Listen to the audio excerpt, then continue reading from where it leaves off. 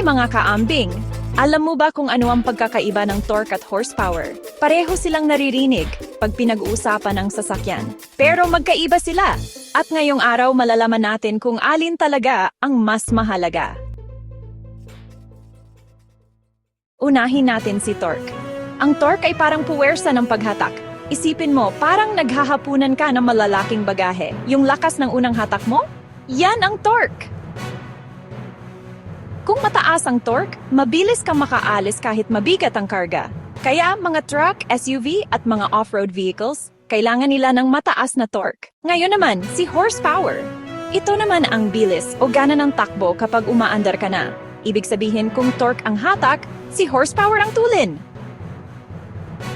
Kaya kung gusto mo ng mabilis na takbuhan, yung tipong pang sports car, dito ka titingin sa horsepower. Para mas madali, torque equal parang malakas na kalabaw, kayang humatak kahit mabigat. Horsepower ko parang mabilis na kabayo, kayang tumakbo ng malayo at mabilis. Ang torque at horsepower ay magkasangga. Hindi pwedeng isa lang, kasi torque ang simula ng galaw, pero horsepower ang nagpapatuloy ng bilis. Alam mo ba? Ang formula ng horsepower ay horsepower, torque, RPM, 52. Ibig sabihin, habang tumataas ang RPM, tumataas din ang horsepower. So mga kaambing, ngayon alam mo na kung bakit parehong mahalaga ang torque at horsepower. Kung gusto mo pa ng ganitong AHA moments sa science, tech, at car trivia, don't forget to like, share, and subscribe sa channel na ito. Ambing PH, kung saan ang kaalaman, laging may ambag. See you sa susunod na video.